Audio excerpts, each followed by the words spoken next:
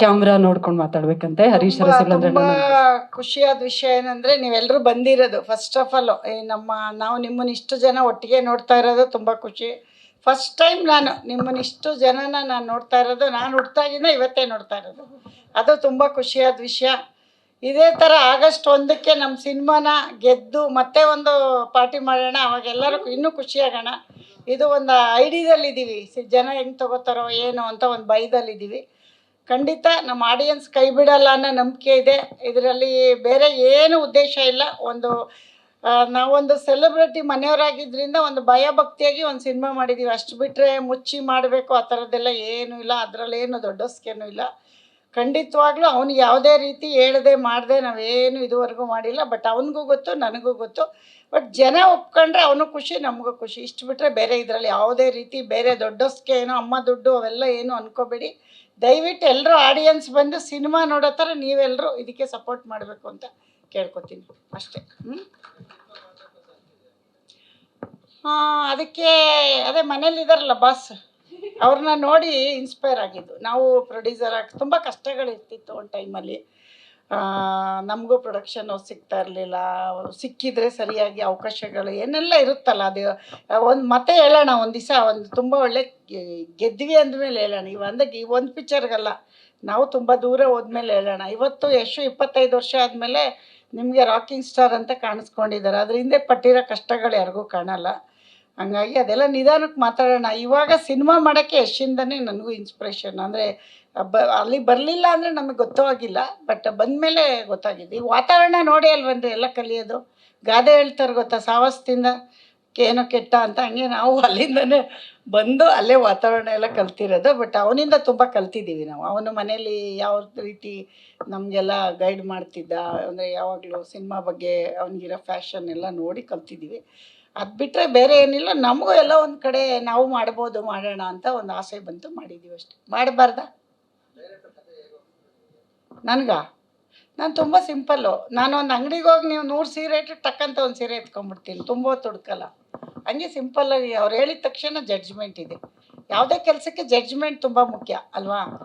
ಆ ರೀತಿಲಿ ಇದೊಂದು ಚಿಕ್ಕದಾಗಿ ಒಂದು ಹಳ್ಳಿ ಪ್ರಾಜೆಕ್ಟ್ ಕತೆ ನನಗೆ ಜನಕ್ಕೆ ಇಷ್ಟ ಆಗ್ಬೋದು ಅಂತ.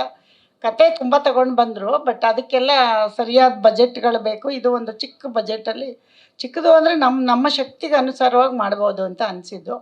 ಅದಕ್ಕೆ ಇದನ್ನು ಆಯ್ಕೆ ಮಾಡಿದ್ದೀವಿ. ಸಿನಿಮಾ ನೋಡ್ಬಿಟ್ಟು ಹೇಳಿ, ಯಾಕೆ ಅಮ್ಮಂಗೆ ಜಡ್ಜ್ಮೆಂಟ್ ಇದೆಯಾ ಇಲ್ವಾ ಅಂತ ಆಮೇಲೆ ಹೇಳ್ಬೇಕು.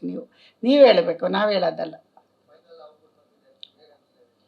ನನಗೆ ಇವಾಗ ಏನು ರಿಸಲ್ಟ್ ಹೇಳೋಕ್ಕಾಗಲ್ಲ. ಬಟ್ ನಾನು ಒಪ್ಕೊಂಡ್ರಾಗಲ್ಲ.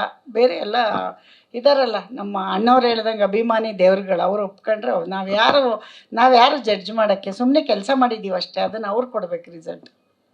ಏನಂತೀರ?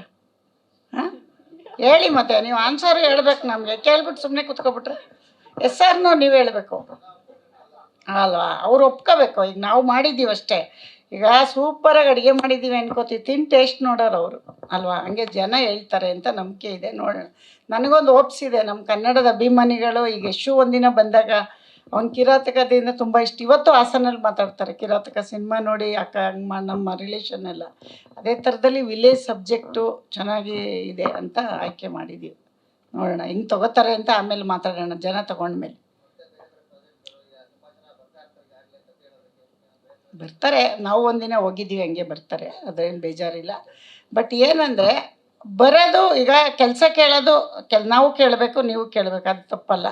ಬಟ್ ನಾವು ನೆಕ್ಸ್ಟ್ ಶರಣ್ ಅವ್ರಿಗೆ ಮಾಡ್ತಾಯಿದ್ದೀವಿ. ಶರಣ್ ಅವ್ರದ್ದಾದಮೇಲೆ ಮುಂದಿಂದು ಪ್ರಾಜೆಕ್ಟ್ ಆಮೇಲೆ ನೋಡೋಣ. ಫಸ್ಟ್ ಶರಣ್ ಅವ್ರಿಗೊಂದು ಕತೆ ಓಕೆ ಮಾಡಿದ್ದೀವಿ.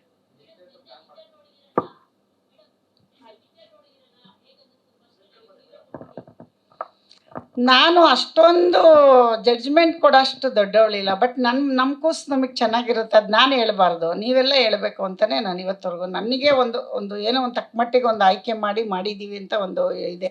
ಜನ ಹೇಳಿ 1ನೇ ತಾರೀಕು ಮೇಲೆ ಜನಕ್ಕೆ ತುಂಬ ಆಮೇಲೆ ಏನೋ ತುಂಬ ಹೇಳ್ಕೊತಿದ್ರು ಅಂದ್ಬಿಡ್ತಾರೆ. ಒಂದು ಪ್ರಯತ್ನ ಪಟ್ಟಿದ್ದೀವಿ, ಅದನ್ನು ಜನ ಕೊಡಲಿ, ಆಡಿಯನ್ಸ್ ಕೊಡಲಿ ಅಂತ.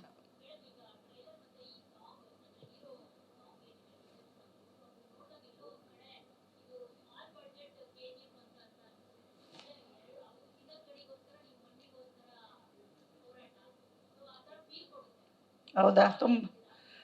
ಅಲ್ಲ ನೀವು ಹಂಗೆ ಅನ್ಕೊಂಡ್ರೆ ಒಳ್ಳೇದೇನೆ, ಬಟ್ ಅವರಷ್ಟು ಚಿನ್ನ ತೆಗಿಯೋಕ್ಕಾಗ್ದಿದ್ರು ಮಣ್ಣಾರು ತೆಗ್ದಿದ್ದೀವಲ್ಲ, ಅಷ್ಟೇ ಅಲ್ವಾ. ಚಿನ್ನಕ್ಕೆ ಬೆಲೆ ಜಾಸ್ತಿ, ಮಣ್ಣು ಈಸಿಯಾಗಿ ಗೆಲ್ಬೇಕಾದ್ರು ನಮ್ಮನೆ ತೋಟದಲ್ಲೂ ಸಿಗುತ್ತಲ್ಲ. ಹಂಗಾಗಿ ನಮ್ಮ ಪ್ರಯತ್ನ ನಾವು ನಮ್ಮ ತಕ್ಕ ಮಟ್ಟಿಗೆ ಮಾಡಿದ್ದೀವಿ ಅನ್ಕೋಬೋದೇನು.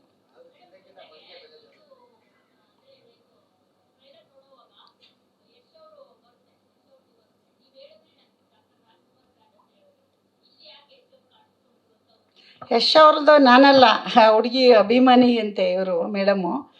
ಸಿನಿಮಾದಲ್ಲಿ ಮಾತುಕತೆ ಆಗ್ಬೇಕಾದ್ರೆ ಡೈರೆಕ್ಟ್ರ್ ಹತ್ರ ಡಿಸ್ಕಷನ್ ಮಾಡಿದ್ರಂತೆ ಯಾರನ್ನ ಹಾಕೋದು ಅಂತ. ಅವಾಗಿನ್ನೂ ಗೊತ್ತೇ ಇಲ್ಲ ಅವ್ರಿಗೆ ನಮ್ಮ ಪ್ರಾಜೆಕ್ಟ್ ಅಂತ. ಇವರೆಲ್ಲ ಸೇರಿ ಇಲ್ಲ ಯಶ್ ಅವ್ರದ್ದು ಹಾಕೋಣ ಅಂದ್ಬಿಟ್ಟು ಹಾಕಿರೋದು. ಬಟ್ ಹಾಕುವಾಗ ನಾನು ಬೇಡ ಅನ್ನೋಕ್ಕಾಗಲ್ವಲ್ಲ, ಹಾಕ್ಲಿ ಬಿಡಿ ಅಂತ ಹೇಳಿ ಹಾಕ್ಸಿದ್ದೀವಿ ಅಷ್ಟೆ. ಇವಾಗಿನ ಟ್ರೆಂಡಲ್ಲಿ ಹೀರೋ ಇದ್ದಾರೆ ಅಂತ ಅಂದ್ಕೊಂಡಿದ್ದೀವಿ ಅಷ್ಟೆ. ಏನು ಹೇಳಿ? ಅದನ್ನು ನಾನು ಹೇಳ್ತೀನಿ, ಇದೆಲ್ಲ ಮುಗೀಲಿ ಆಮೇಲೆ ಹೇಳ್ತೀನಿ. ಬಜೆಟ್ ಮಾತಾಡೋ ಜಾಗ ಅಲ್ವೇ ಅಲ್ಲ ಇದು. ಏನಂತೀರ? ನಮ್ಮ ಡೈಲಾಗ್ ಅದು ಅಲ್ಲ. ಬಜೆಟ್ ಇಲ್ಲಿ ಮಾತಾಡೋದು ಜಾಗ ಅಲ್ವೇ ಅಲ್ವಲ್ಲ. ಅದೆಲ್ಲ ಹೇಳೋದು ಕೂತ್ಕೊಂಡು ಒಂದ್ಸರಿ ಲೆಕ್ಕ ನೋಡ್ತೀನಿ, ಆಮೇಲೆ ಹೇಳ್ತೀನಿ.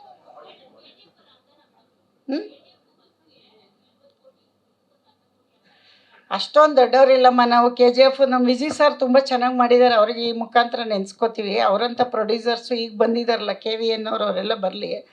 ನಾವು ಅದನ್ನು ನೀವು ಸಿನಿಮಾ ನೋಡಿ ಅಷ್ಟು ಅಂದ್ಕೊಂಡಿದ್ದೀರಾ ಅಂದರೆ ಅದು ನಿಮ್ಮ ದೊಡ್ಡತನ. ಅಮ್ಮವ್ರು ಇಷ್ಟು ಹಾಕಿದ್ದಾರೆ ಅಂತ.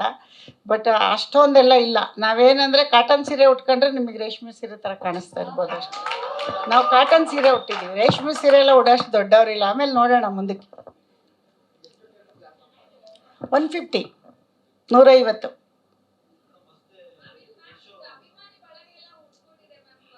ಹೌದಾ? ಒಳ್ಳೇದಲ್ವಮ್ಮ. ಎಲ್ಲರೂ ಬೇಕು ಅಂತ ಏನೇನೋ ಮಾಡ್ತಾರೆ, ನಮಗೆ ಪಾಪ ಬರೀ ಮಾತಾಡಿದ್ಕೆ ಉಟ್ಕೊಂಡವ್ರೆ ಅಂದರೆ ನಾವು ಖುಷಿ ಪಡಬೇಕಲ್ವ. ಏನೇನೋ ಮಾಡ್ತಾರೆ ದಿನ ಬೆಳಗಾದರೆ ಪಾಪ ಜನ. ನಾವು ಸುಮ್ಮನೆ ಒಂದು ಪ್ರೆಸ್ ಮೀಟಲ್ಲಿ ನೀವು ಅಷ್ಟೊಂದು ನಮ್ಮನ್ನು ತೊಗೊಂಡೋಗಿದ್ದೀರಾ ಅಂದರೆ ಖುಷಿ ಪಡೋ ವಿಷಯ ಅಲ್ವೇನಮ್ಮ. ಹಾಂ, ಯಶೋಧ ಪೂಜಾರಿ ಅಲ್ವಾ? ಬಾಬಾ ನನಗೆ ಗೊತ್ತು, ಬಾ ನೀನು ಬಾ, ಎಲ್ಲ ಹೋಗ್ತೀಯ.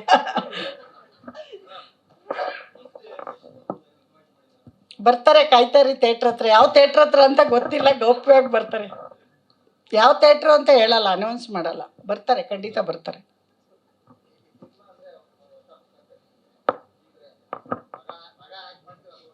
ಹೊಸ ಪ್ರಪಂಚ ಅಲ್ಲ ರೀ. ಮುಂದೆ ಒಂದು ತಿಳ್ಕೊಳ್ಳಿ, ಒಂದು ಮುಂದೆ ಒಬ್ರು ಯಾರೋ ಹೋಗ್ತಾ ಇದ್ದಾರೆ ಅಂದರೆ ಹಿಂದೆ ನಾವು ಸಾಕಷ್ಟು ಕಷ್ಟಪಟ್ಟಿರ್ತೀವಿ.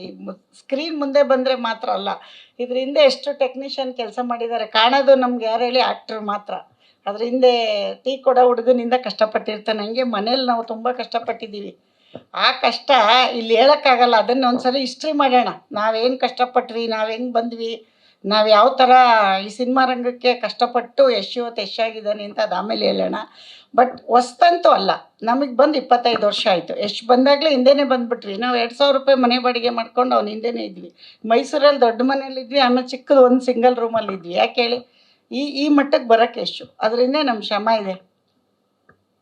ನಮ್ಮ ಸ್ಟೋರಿ ಕೇಳಿದ್ರೆ ನೀವು ಹಿಸ್ಟ್ರಿ ಬುಕ್ ಮಾಡ್ಬೋದು, ಆಮೇಲೆ ಹೇಳೋಣಂತೆ. ಈಗ ಬೇಡ, ಆಯಿತಾ? ಅದೇ ಮಾಡೋಣ, ಇವತ್ತೇ ಮಾಡಿಬಿಟ್ರೆ ದುಡ್ಡು ಬೇಡ, ಕೊಡ್ತೀರಾ ನಾಳೆನೇ? ಇವತ್ತು ಎಲ್ಲಿಂದ ತರೋಣ? ಫಸ್ಟ್ ಈ ಸಿನಿಮಾ ಮಾಡೋಣ ಇರಿ, ಆಮೇಲೆ ಮಾಡೋಣ ಎಲ್ಲ. 150. ಅದೆಲ್ಲ ಈ ಬಿಸ್ನೆಸ್ದೆಲ್ಲ ಇನ್ನೂ ನಾನು ಯೋಚಿಸಿಲ್ಲಮ್ಮ. ಅಷ್ಟೊಂದು ಆ ಥರ ಬೀಳ್ತಾ ಇಲ್ಲ. ಫಸ್ಟು ಜನ ಆಡಿಯನ್ಸ್ ತೊಗೊಳ್ಳಿ ಅಂತಿದ್ದೀವಿ. ಬಿಸ್ನೆಸ್ ಬಗ್ಗೆ ತಲೆ ಕೆಡಿಸ್ಕೊಂಡಿಲ್ಲ ಇನ್ನು. ಅಲ್ಲ, ಅಪ್ರೋಚ್ ಮಾಡ್ತಿದ್ದಾರೆ, ನಾವಿನ್ನೂ ರೆಸ್ಪಾನ್ಸ್ ಮಾಡಿಲ್ಲ. ಬೇರೆ ಭಾಷೆಗೆ ಇಲ್ಲಿ ನಮ್ಮವ್ರು ಒಪ್ಕೊಂಡ ಮೇಲೆ ಪ್ಲ್ಯಾನ್ ಇದೆ. ಫಸ್ಟ್ ಇಲ್ಲಿ ನಮ್ಮವ್ರು ಹೇಗೆ ತೊಗೊಳ್ತಾರೆ ನೋಡ್ಬಿಟ್ಟು ಆಮೇಲೆ ಎಲ್ಲದಕ್ಕೂ. ಆಗಸ್ಟ್ 1 ವಾರ ಆಗಲಿ, ಆಮೇಲೆ ನಾನು ಇನ್ನೊಂದು ಪ್ರೆಸ್ ಮೀಟಲ್ಲಿ ಹೇಳ್ತೀನಿ.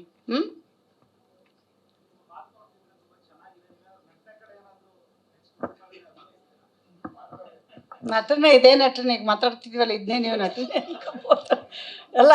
ನೀವು ಹೇಳ್ತಾ ಇರೋದು ನಟನೆ ಮಾಡೋಕ್ಕೆ ಬರಲ್ಲ ನಮಗೆ, ನೀವು ಅಂದ್ಕೊಂಡಿದ್ದೀರ. ಸುಮ್ಮನೆ ಮಾತಾಡಿದ ತಕ್ಷಣ ನಟರಿಗೆ ಅದೊಂದು ವ್ಯಾಲ್ಯೂ ಇದೆ. ಅದನ್ನೆಲ್ಲ ಅಷ್ಟು ಈಸಿಯಾಗಿ ನಟನೆ ಮಾಡೋಕ್ಕಾಗಲ್ಲ. ಮಾತು ಬೇರೆ, ನಟನೆ ಬೇರೆ.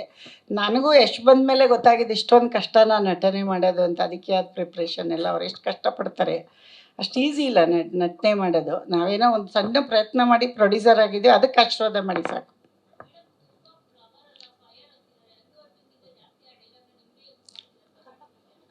ನೀವು ಆಡಿಯನ್ಸ್ ಹೇಳೋರ್ನ ಕೇಳಿ, ನನಗೇನು ಗೊತ್ತು, ನಂಗೆ ಯಾರು ಹೇಳ್ತಾವ್ರೆ ಅಂತಲೂ ಗೊತ್ತಿಲ್ಲ.